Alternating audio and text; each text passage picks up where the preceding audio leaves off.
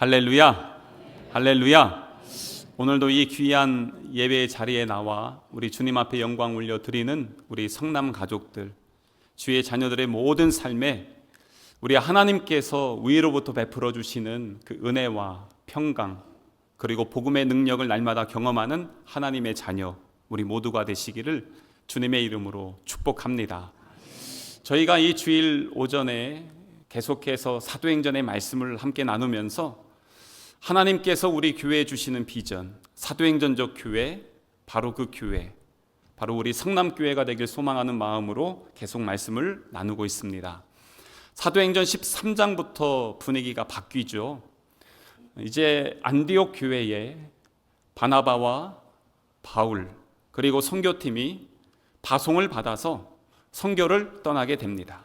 그러면서 이제 1차, 2차, 3차 그리고 또한 예루살렘으로 돌아가는 여정과 그리고 로마로 향하는 과정들까지 사도행전 28장까지 해서 계속해서 선교의 이야기가 나오고 있습니다. 지난주에도 말씀드렸지만 선교의 이야기지만 특별히 외국에 나가서 하는 선교가 아니라 우리의 삶에서 신앙생활 중에서 언제든지 경험할 수 있는 모든 것들이 이 선교 안에 포함되어져 있다는 것을 기억하시고 이 말씀들을 함께 나누면 좋을 것 같습니다. 사도 바울의 일행들은 첫 번째 구브로라는 지역에 가서 거기에서 복음을 전했습니다. 이 구브로는 지금 키프로스 지역이고요. 여기는 바나바의 고향이었습니다. 거기에서 열심히 복음을 전했고 그 다음에 그들은 이제 요즘 튀르키예 있죠. 튀르키예, 터키, 거기에 버가라는 지역에 도착을 하게 됩니다. 그게 지난주에 말씀 나눴던 13절과 14절에 있는 말씀의 내용이었습니다. 버가에 도착한 선교팀 일행, 그런데 거기에서 예상치 못한 일이 일어나게 되는데 그것은 바나바의 조카였던 마가가 선교팀을 탈퇴하고 떠나서 예루살렘으로 가버린 사건입니다. 함께 동역하고 힘들고 어려운 선교의 길을 가는 것, 그 안에서 하나님의 복음의 꽃이 피우기 위해서 마음을 모아서 가도 쉽지 않은 이 환경 속에서 마가가 떨어져 나가면서 선교팀 가운데 어떻게 보면 큰 아픔 그리고 공허함이 자리 잡을 수 있는 그러한 상황이었습니다.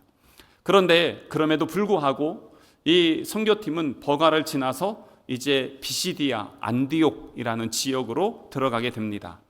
지난주에 말씀드렸지만 첫 번째 목적지 구브로였고 두 번째가 버가였는데 버가에서는 복음을 전하지 못하고 바로 넘어가게 됐습니다. 그 이유는 이 바울의 육신의 연약함, 그리고 혹시 말라리아가 아닐까, 일반적인 신학자들은 그렇게 이야기를 하죠.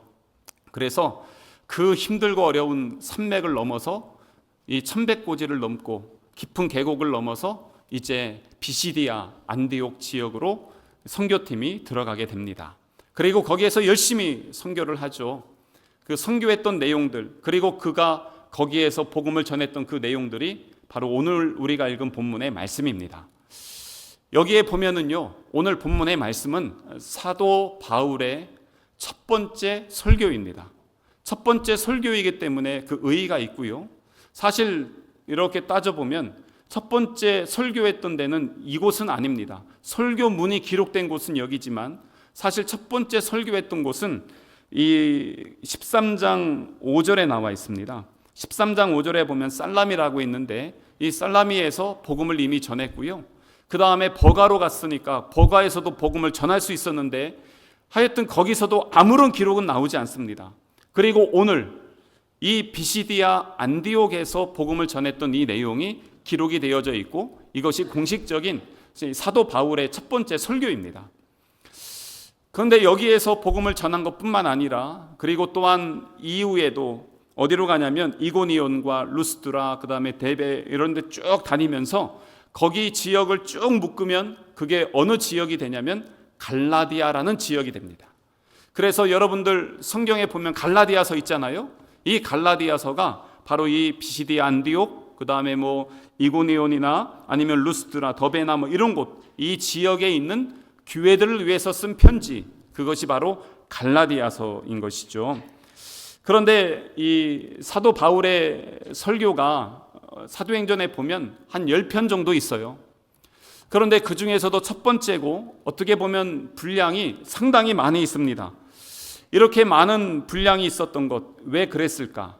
이건 뭐냐면 바울이 앞으로 계속해서 설교를 하는데 설교가 있죠. 항상 똑같습니다. 큰 차이가 없습니다. 이 복음 하나를 들고 이 지역 저 지역 다니면서 똑같은 복음을 계속 전한 것입니다. 그렇기 때문에 다른 지역에서 설교했던 그 모든 것들의 첫 번째 설교이고 샘플, 그게 바로 오늘 우리가 읽은 본문의 말씀인 것이죠. 그래서 오늘 본문을 잘 보면 앞으로 사도 바울은 어떻게 복음을 전하면서 다녔겠구나라는 것을 쉽게 추측할 수 있습니다. 근데 이 사도 바울의 설교 있죠. 사도 바울만 이렇게 설교했을까?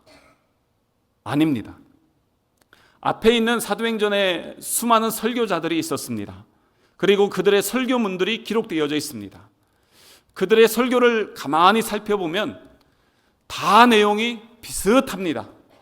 약간의 차이점이 있는데 그 약간의 차이점은 뭐냐면 복음은 똑같은데 복음을 듣는 대상이 다르기 때문에, 환경이 다르고 상황이 다르기 때문에, 그래서 그들을 위해서 복음을 전할 때 약간의 변형은 있지만 그렇다고 해서 복음의 본질이 바뀌는 것은 전혀 아닌 것을 볼 수가 있어요.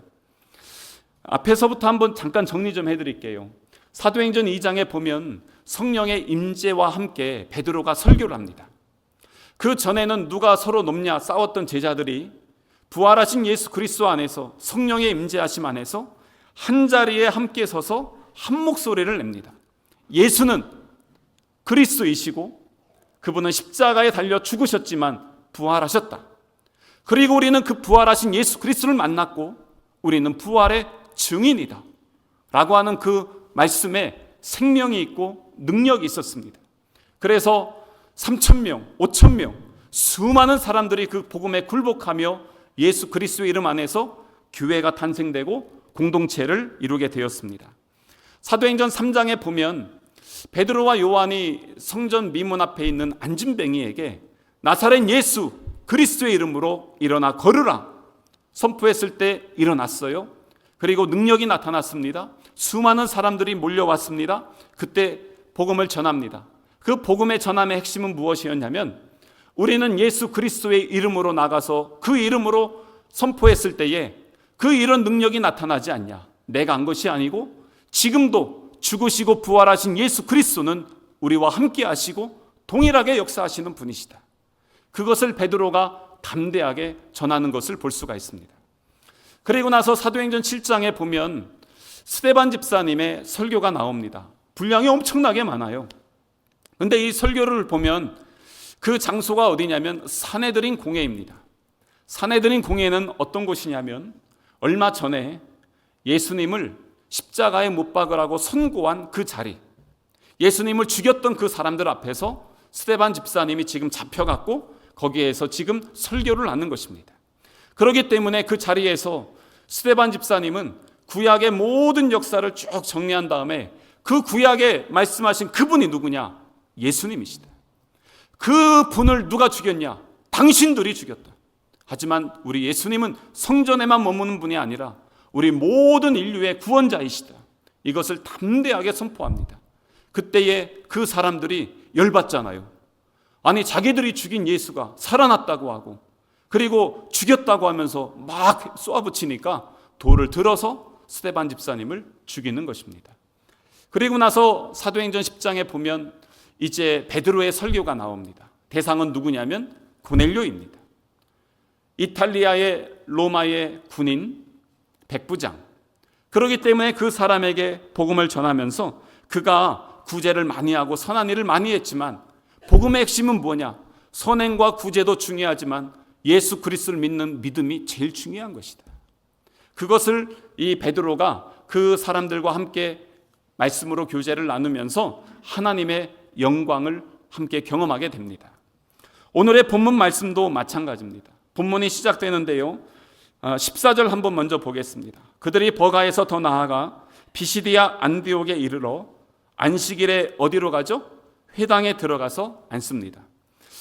이 회당에서 지금 오늘 말씀을 전하는 거예요. 그리고 15절에 보면은 율법과 선지자의 글을 읽은 후에 회당 장들이 사람을 보내어 물어 이르되 형제들아 만일 백성을 권할 말이 있거든 말하라. 이렇게 지금 이야기하고 있습니다. 회당이라는 곳은 어떤 곳이냐면 우리나라 사람들은요 해외 나가면 뭔가 커뮤니케이션이 돼야 되잖아요. 근데 그 중심의 장소가 어디냐면 교회입니다. 그래서 해외에 한인들이 있는 곳에는 교회가 있습니다. 그래서 제 동기들이나 제 선후배 목사님들도 지금 전 세계 다 있습니다. 지금 뭐 미국이나 뭐 이런 데도 많이 있지만 동남아나 아니면 뭐 아프리카 이런 데에도 이 많은 목사님들, 선교사님들이 있습니다. 또 한국인이 있는 곳에는 반드시 교회들이 있습니다. 그렇듯이 이스라엘 백성들이 전 세계에 흩어져 있는데 이 사람들이 가는 곳마다 무엇을 세우냐? 회당을 세웁니다. 그들이 하나님의 말씀에 불순종해서 나라가 망하고 전 세계에 흩어졌는데 거기에서도 여전히 하나님을 기억하고 예배하며 말씀을 나누기 위해서 세운 곳이 바로 회당입니다. 그들은 그래서 회당에 모여서 하나님의 말씀을 함께 나누는 것이죠. 근데 15절에 보면 시작하면서 율법과 선지자 이렇게 얘기하거든요. 율법은 뭐냐면 모세 오경이에요. 창세기, 출애굽기, 레위기, 민수기, 신명기. 이것을 율법이라고 이야기합니다. 그럼 선지서는 뭐냐? 뒤에 있는 선지자들의 말씀입니다. 이 두 개를 합치면 이게 무엇이 되냐면 구약 성경이 되는 것입니다. 구약 성경에 있는 말씀 중에 두 번을 읽는데 하나는 모세오경 중에서 하나는 뒤에 있는 말씀 중에 하나를 읽고 그리고 나서 회중에 있는 사람들 중에서 혹시 이 말씀을 가지고 권면에 말씀하실 분 있으면 나와서 말씀하십시오 라고 이렇게 이야기를 하는 것입니다. 근데 이게 우리나라 그 정서랑 문화랑은 잘 맞지 않아요. 왜냐하면 지금 이렇게 예배하고 있는데 갑자기 뒤에서 제가 아는 목사님이 들어오셨어요. 제가 깜짝 놀라서 아우 목사님 오셨어요? 제가 설교 중인데 여러분 제 설교보다 저분이 잘하세요. 잠깐 나오세요. 그리고 여기서 설교 좀 하세요. 그런다고 해보세요. 그런 경우를 보셨습니까? 못 봤죠? 보통 일주일 전에 광고하잖아요. 뭐 누구 오십니다. 그래서 이렇게 광고하고 하는데 지금 그런 게 아닙니다. 여기서 지금 해당은 어떤 분위기냐면 말씀을 해놓고 나서 혹시 이 중에 말씀을 나누실 분이 있으면 나와서 말씀해 주십시오. 그러면은 그 중에서 한 사람이 나와서 그 말씀을 가지고 권면을 하는 것입니다. 권면이라는 것은요, 두 가지의 의미가 있습니다. 하나는 진짜 권면입니다. 그 말씀을 가지고 이렇게 하나님께서 우리에게 말씀해 주셨습니다. 우린 이렇게 살아야 됩니다. 라고 얘기하는 게 있고요. 또 하나는 뭐냐면 위로의 말씀입니다. 위로가 무엇이겠습니까? 이스라엘 백성들이 흩어졌습니다. 나라가 없어졌습니다. 로마의 속박 가운데 있습니다. 고통 가운데 살아갑니다. 그래서 그들에겐 하나님의 위로가 필요했어요. 그래서 오늘 15절에 그 얘기하는 거예요. 뒤에 보면 만일 백성을 권할 말이 있거든 말해라. 그때에 바울이 딱 일어나서 저요! 그러더니 나가가지고 이제 말씀을 전하는 겁니다. 그러면서 여기에서 쭉 말씀을 전하는데 또 바울이 바리새인 출신이잖아요. 게다가 가말리엘 학파에서 그 배웠잖아요. 그래도 지식인이고 그러다 보니까 그는 말도 잘하고 설교도 잘하고 아주 너무너무 잘한단 말이에요. 그는 바리새인이니까 이스라엘 역사를 쫙 깨고 있습니다. 회당에 모여있는 사람들은 이미 하나님을 믿는 사람들입니다. 잘 알고 있는 사람들입니다. 그렇기 때문에 여기에서 성경에 있는 모든 것을 쫙 꿰뚫어가면서 설교를 할 수 있는 것입니다. 그래서 오늘 우리가 읽은 말씀 중에 17절부터 41절까지가 사도 바울의 설교입니다. 많죠? 길죠? 그런데 이 17절부터 41절 우리가 다 읽으면 좋지만 시간상 그럴 수는 없고 제가 잠깐 요약을 좀 해드리겠습니다. 첫 번째 보면은요, 17절에서 22절까지의 말씀은 뭐냐면 출애굽부터 다윗까지입니다. 그러니까 출애굽이 있었습니다. 그리고 나서 가나안 점령이 있었습니다. 그리고 나서 사사기가 있었죠. 사사들이 다스리던 시대. 그 다음에 사무엘과 첫 번째 이스라엘의 왕 누구였어요? 다윗? 예, 사울입니다. 첫 번째 왕 사울이 이제는 됩니다. 그리고 나서 이제 두 번째 왕 다윗이 이스라엘의 왕이 되었다. 이런 이스라엘의 모든 역사를 쫙 꿰뚫면서 설교를 합니다. 그러면서 두 번째 단락이 됩니다. 두 번째 단락은 23절부터 25절까지의 말씀입니다. 23절부터 25절, 제가 아까 23절하고 계속 했던 게 뭐냐면 제 머릿속에는 25절까지 갑자기 돼 있던 거예요. 근데 25절까지인데 이게 쫙 뭐냐면 23절을 한번 보세요. 여기에 중요한 말이 나옵니다. 하나님이 약속하신 대로 이 사람의 후손에서 이스라엘을 위하여 구주를 세우셨으니 곧 누구라고요? 예수라. 여기에서 이 사람의 누굴까요? 이 사람 다윗입니다. 앞에 22절에 보면은 다윗을 왕으로 세우시고 하고 23절에 이 사람의 후손으로 예수님이 오셨다. 그러니까 구약 성경의 모든 역사, 그 중에서도 최고의 왕이었던 다윗의 그 후손이 누구냐? 바로 예수님이시다. 그래서 구약의 역사를 쫙 꿰뚫어 가다가 이제는 누구를 소개하냐면 예수님을 소개하는 것입니다. 그리고 나서 세 번째는 26절부터 37절에 있는 말씀입니다. 26절부터 37절은 이제 구체적으로 예수님을 소개하는 것이에요. 예수님이 이 땅에 오셨습니다. 그는 하나님이십니다. 하지만 이 땅에 오셔서 우리를 위해서 십자가에 달려 죽으시고 부활하셨습니다. 그분은 우리의 영광의 주님이십니다. 그 예수님을 그들에게 소개합니다. 여기 그 회당에 모인 사람들은요, 어디까지 아냐면 예수님 전까지는 알아요. 이스라엘의 역사는 다 알아요. 하지만 이스라엘의 역사를 통해서 메시아가 예수님이라는 얘기는 처음 듣습니다.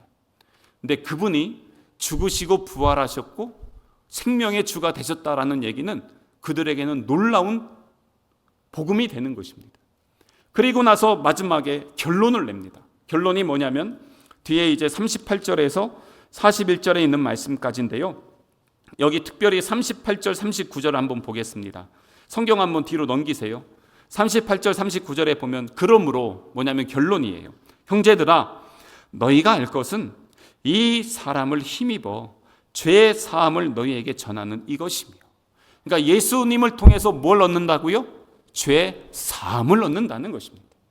그리고 나서 39절 말씀 보세요. 또 모세의 율법으로 너희가 의롭다 하심을 얻지 못하던 모든 일에도 이 사람을 힘입어. 이 사람 여긴 누구예요? 예수님이시죠. 힘입어 어떻게 된다고요? 믿는 자마다 의롭다 하심을 얻는 이것이라. 아멘. 그러니까 지금 여기에서 바울이 계속해서 복음을 전했던 그 결론이 뭐냐? 두 가지로 나오는데요. 첫 번째, 예수님은 이 땅에 오셨고 우리를 위해서 죽으셨지만 부활하셔서 우리의 생명의 주가 되셨는데, 그 예수님은 구약에서부터 그토록 많은 사람들이 예언했던 그분이 바로 예수님이시다. 두 번째, 그래서 우리는 율법을 지킴으로 구원을 받는 게 아니라 예수님을 믿음으로 말미암아 의롭게 되어지는 것이다. 그것을 지금 여기에서 설교하고 있는 것입니다. 이 설교는요, 제가 오늘 여기서 거의 다음에 많이 못할 거예요. 왜냐하면 이렇게 구체적으로 안 나와 있어요. 그런데 바울은 가는 데마다 이 설교한 거예요. 만나는 사람들에게 이 설교를 하는 거예요. 근데 여기 설교의 특징 중에 하나가 뭐냐면 주어를 보면요, 주어가 전부 뭐로 나오냐면 하나님으로 나와요. 그래서 하나님이 이렇게 하셨습니다. 하나님이 이렇게 하셨습니다. 하나님이 이렇게 하셨습니다. 그렇게 하면서 예를 들어서 23절 보세요. 23절에도 하나님이 약속하신 대로 보내주신 분이 예수님이시다. 이런 식으로 계속해서 주어는 하나님이신데 결론은 누구로 나오냐면 예수님으로 나오는 겁니다. 그렇게 하면서 복음을 전하게 하는 것입니다. 참, 그래서 보면 이 사도 바울의 복음에 대한 열정을 배울 수가 있어요. 지금 어떻습니까? 여기에서 복음을 전할 때 버가에서 병이 들었어요. 엄청난 거리를 산맥을 타고 1100고지 계곡을 산을 넘어서 그곳에 도착했어요. 피곤하고 지친 몸이지만 그럼에도 불구하고 복음의 열정으로 예수님을 증거하는 것입니다. 담대하게 거침없이 예수님을 믿어라. 그리하면 너희는 구원을 받을 것이다. 예수님을 믿는 믿음으로 말미암아 우리는 죄 사함을 얻고 의롭다함을 얻게 되는 것이다. 아주 담대하게 복음을 증거하는 것입니다. 근데 이제 다음 주에 나누겠지만 이 설교를 듣고 나서 사람들 반응이요, 놀랍습니다. 왜냐하면 자기들이 지금껏 들어보질 못한 얘기예요. 그래서 42절에 보면 뭐라고 하냐면, 이 사람들이 야, 저기 오늘만 말고 다음 주에 한번 더 오십시오. 우리 한번 좀 더 들어보겠습니다 라고 그렇게 이야기를 합니다. 왜 그랬을까요? 여기 있는 이 유대인들, 회당에 모인 사람들은 율법을 지키면 구원받는다고 믿어왔어요. 그래서 그들은 열심히 율법을 지키기 위해서 엄청나게 헌신하며 살았습니다. 그런데 율법을 지키면 자유함을 얻고, 율법을 지키면 구원의 기쁨이 있고, 율법을 지키면 하나님이 주시는 평강이 있어야 되는데, 율법을 지켜도 율법의 짐에 매여 있고, 율법을 지켜도 평안이 없고 기쁨이 없는 거예요. 도대체 이게 왜 그럴까? 그런 고민 가운데 살아갔는데, 바울이 하는 설교를 돌아보니까 율법을 통해서는 나의 죄를 깨닫게 하시고, 이제는 이 율법에서 자유하게 하는 예수 그리스도의 복음으로 말미암아서 내가 하나님의 자녀가 되고 구원을 받는구나, 의롭게 하시는구나, 그것을 경험하게 되는 거예요. 야, 율법을 지켜서가 아니라 예수 그리스도를 믿는 믿음으로 말미암아 사는 것이네. 이것을 지금 처음 듣고 나서 놀란 겁니다. 여러분, 지금 제가 한 복음을 여러분들이 들었어요. 이거 갖고 놀라시는 분 있습니까? 여러분, 예수 믿으면 구원받습니다, 이거 갖고 놀라시는 분 있어요? 그러지 않잖아요, 요즘. 근데 어떻습니까? 당시에 이 사람들에게는 이게 아주 쇼킹한 복음이었어요. 무슨 이런, 다시 한번 와서 한번 얘기 좀 해 주십시오. 그러면서 쭉 이제 다음 주에도 그 이야기를 하는 것입니다. 그런데 이런 것들을 하는데 중요한 게 뭐냐면, 우리가 진짜 이 복음을 다시 한번 잘 정리해야 된다는 것입니다. 우리가 이 복음이 계속 듣는 복음이다 보니까 감동이 없어요. 기쁨이 없어요. 그리고 또 사모함이 없어요. 점점 줄어들어요. 당연한 줄 알아요. 그런데 바울을 보세요. 그 죽음의 고통을 넘어가서 거기에서 외쳤던 복음이 예수 그리스도. 그리고 그 다음에 계속 가는 곳마다 외쳤던 것, 예수 그리스도. 다른 게 없어요. 교회가 어떤 곳입니까?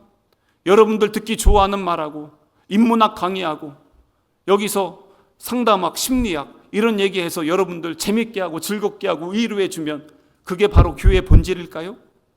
아닙니다. 교회는 복음이 선포되는 곳입니다. 교회는 복음으로 사는 곳입니다. 복음은 다른 것과 타협되지 않습니다. 예수 그리스도, 주님이, 한번 아멘 하세요.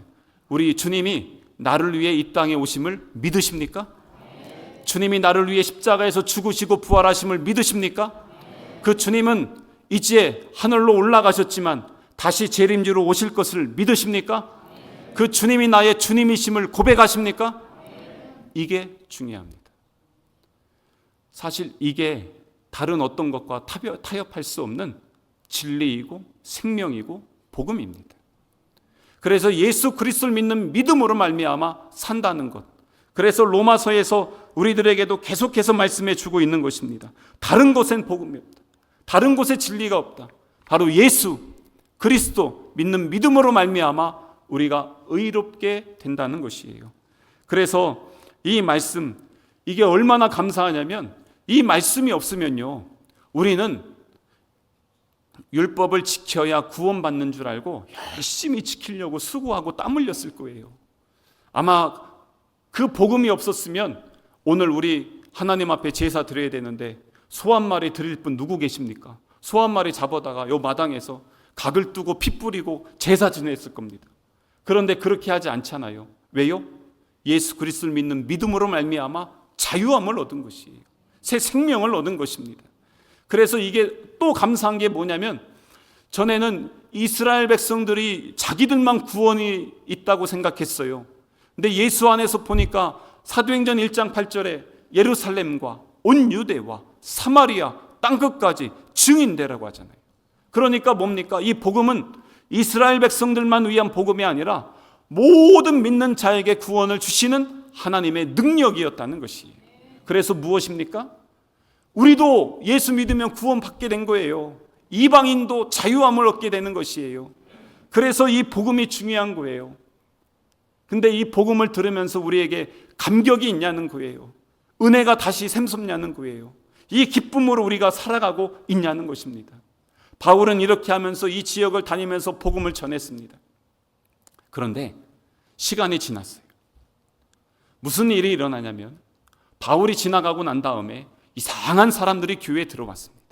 소위 율법주의자들입니다. 이 사람들이 교회에 들어와서 사람들을 다시 미혹합니다. 뭐라고 하냐면 예수님을 믿는 믿음도 중요한데 그래도 율법 지켜야 돼. 율법을 지켜야 구원받아. 할례도 해야지.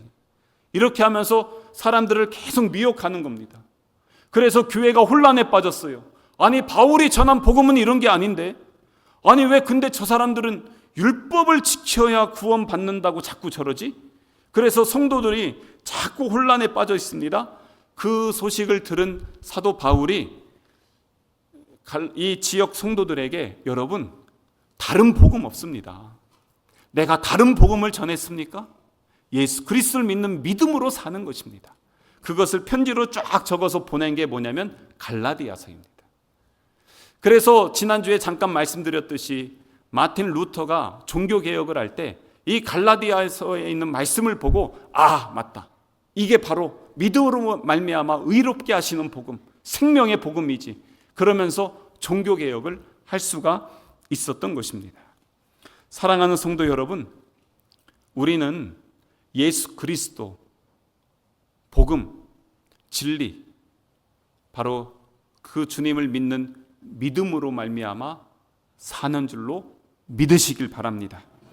그 믿음의 그 복음의 감격을 상실하지 마시고 날마다 내 안에 새 생명과 새 은혜를 주시는 하나님의 은혜 아래 온전히 거하시는 우리 성남 가족 되시기를 주님의 이름으로 축복합니다. 생명의 말씀을 붙들고 영생의 말씀 안에 거하여서 이 복음 타협하지 말고 복음 안에 거하여서 복음으로 말미암아 날마다 승리하는 삶을 살아가는 우리 성남 가족 되시기를 주님의 이름으로 축복합니다.